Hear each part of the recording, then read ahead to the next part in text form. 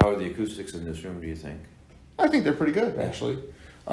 Sitting here with Tom Fish of Action Coach Two Rivers. We're going to talk a little bit about him, his history, what got him to this place. And Tom, would you like to introduce yourself? Thanks, Greg. Hey, so I'm Tom Fish, and this business is Action Coach Two Rivers. Actually, Go Beyond Inc. doing business as Action Coach Two Rivers. Okay, and the coaching is business coaching predominantly, correct? Correct. Okay. Business coaching and executive coaching. Okay, we'll come back to that, but I want to set yeah. the scene for everybody that's listening. Where'd you grow up? Oh, I grew up on Long Island in a place called Lake Ronkonkoma. So is that Suffolk County? That's Suffolk County. Look at me Suffolk, go. Right? There's only Suffolk three counties right? out there. Yeah, exit 60 on the Long Island Expressway, if you want to be specific. Oh, and how was life out growing up in Long Island? Well, life, okay, so people think about Long Island and they think about Hampton Beach and all that other stuff, right? I was in the middle of the island, right, where the regular folks live. We had in Lake Ronkonkoma, we had roads named after the big farmers and everything like that. My granddad was the first fire chief of the volunteer fire department in Lake Ronkonkoma. There were no streets named after us. But it was very, very rural in the beginning. Sure. When I was born in 1960, and it was very rural. And then over time, the city just kept on moving east. Yeah. What'd your parents do for a living?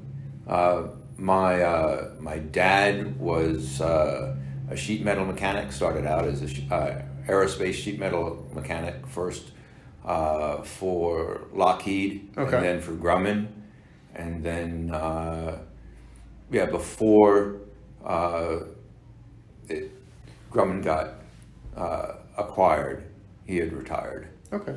For me, the few times I've been to Long Island, and I say a few because why would you want to go there? I was surprised by how many aerospace companies took ownership along the Long Island and I guess it was mostly South Shore, that area. Right. Yeah. I'd done some work at a Grumman facility, and I was just like, wow, this is interesting. Yeah, for most of his career, he worked on the lunar module. The Grumman had the landing module, not the ascent module. So the landing platform, his name, his signature is on the moon several times. That's spectacular. Yeah. I grew up, when I was third grade, I told everybody my dad was a scientist, because anybody who worked on the lunar module or worked on rockets, to me, was a scientist. Found out later that he was a sheet metal mechanic, aviation sheet metal mechanic. But he was really good at what he did. He went away for a couple of weeks and came back speaking with a Texas accent. I get my language skills from him. But there was a problem with the fuel tanks on the Saturn V rockets. So they flew him from New York out to Texas so that he could fix the fuel tanks on the Saturn V rocket. So that's pretty cool. And later on, as he didn't work in the space anymore, and then he got a little bit too old to be inside the F-14s, crawling inside and doing stuff in the F-14s. He started working on, this was back when they weren't using lasers, they were using electron beams to engrave microchips. And he, so he built the columns on a joint venture between Grumman and IBM that built the columns for the electron beam lithographers. Wow. Yeah. Wow. Yeah, he was doing that while I was up in West Point. Okay. I was at West Point. Was your mom working? Or which, to be fair, is a lot of work. Put that out. There were five of us. There were five of us. I was the oldest of five. My dad was actually, in his younger days, was actually working 3 jobs, and Grandma my dad's mom sat my mom down and said, do you want my son to be dead by the time he's 40? He said, Charlie doesn't want me to work. And Grandma said, get a job. So in order to get a job, she had to learn how to drive. She didn't even have a driver's license. And so she learned to drive. At first, Dad drove her to work, and he grumbled the whole time because he didn't want his wife working. But she got a job as a waitress, and then and then she was the head waitress. When I was in high school, she was the head waitress of one of the last nightclubs in Long Island. I was a dishwasher. Two dinner seatings, 2 shows, a house band, the whole old style nightclub. Spectacular. It's Goodfellas right there. Right, exactly. So the oldest of 5. Oldest of 5. What are your? I know you've lost a sibling, but what are the family members? 2 siblings. Excuse me. Okay. What did your siblings do? Well, my brother Richie, who was just 14 months younger than me, he followed Dad in working with his hands. He was a carpenter. Okay. He did a tour in the Navy when he was younger, but he mostly was a carpenter. Was he a CB in the Navy? Did they put him through the program? No. I didn't know. Like, my dad was a CB, came out as a carpenter. No. Did that for 40 years. He went in. He was very good in cooking. Actually, he before he went in the Navy, he was working in different places as a chef or a cook. Okay. Young, high school age, but still in the kitchens cooking, so he went in to be a cook in the Navy. Mm-hmm. And when he saw he actually got on a ship. He went to all this culinary school and everything like that after boot camp, and then saw what they did to food on a ship and said, this isn't for me. And he goes, make me a deck ape. Make me a deck ape. And they did. Yeah, and they did. Wow. He was kind of a force of nature. He was, we grew up, our maternal grandfather had been a Golden Gloves boxer. My brother, after the Navy, did some warehouse boxing. The $1,000 knockdown, mm-hmm. Bare knuckle stuff. Sure. Yeah, he was a force of nature. Wow. Yeah. What about your other siblings? My sister, my only sister, was. But she was mostly a mom, but she did a bunch of different jobs. She was very connected politically, the Republican Party, very active. She was also a volunteer firefighter. And she got married to somebody who was also a volunteer firefighter. And she was the first female captain of fire police.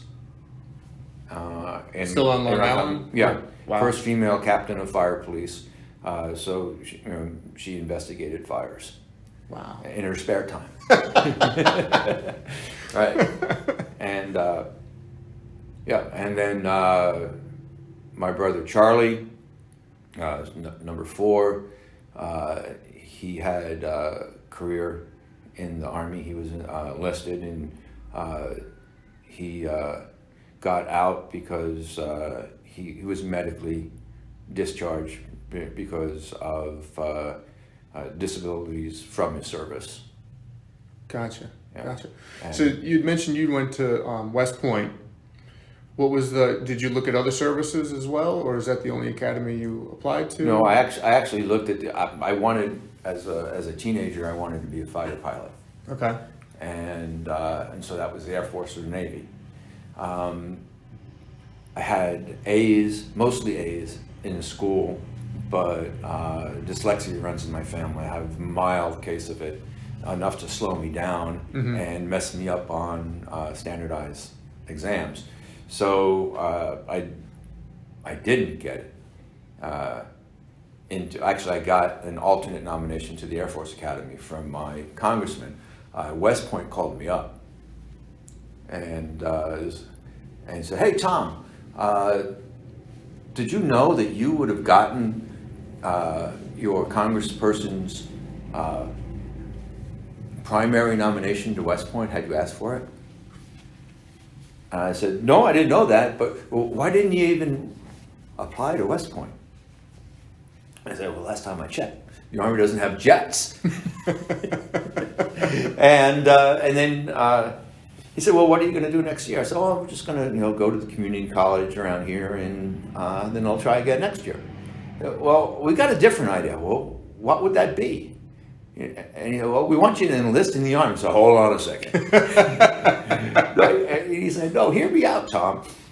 Enlist in the Army. You go to regular Army basic training. You go from there to U.S. Military Academy preparatory school at Fort Monmouth, New Jersey, and then you've got great grades. You're an athlete and everything. You're prime West Point material, or we'll get your standardized scores up. It's an intensive math and English and program. Get your scores up, and then you can apply to any of the academies that you want to." But they knew what they were doing. But at that time, going to basic training, the company I was in was a bunch of guys just like me and women who were going from high school, to prep school and in West Point.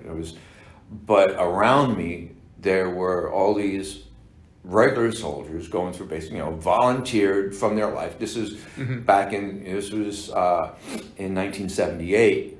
So the all-volunteer Army was fairly new. Yeah.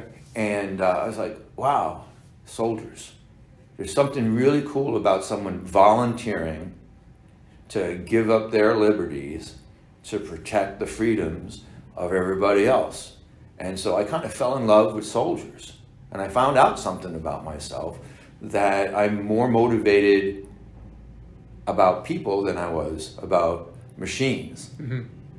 And so that decision really colored a lot of my choices from that moment on. And so, yeah, I went to West Point. I chose, yes, I'll go to West Point. I won't apply to these other schools. And how did that experience then lead you to your wife, family? I mean, how did you meet them? How did you end up coming to Central Virginia through all of this? Yeah, I mean, I know it's a meandering path. Right, it's a meandering path, and it's a complicated, right? So my choice was when I was a senior. What branch did I want to go into of the Army, and that choice about being people intensive rather than thing intensive or machine intensive led me to the infantry. And I wanted to then not just be infantry, because I want to be on the most people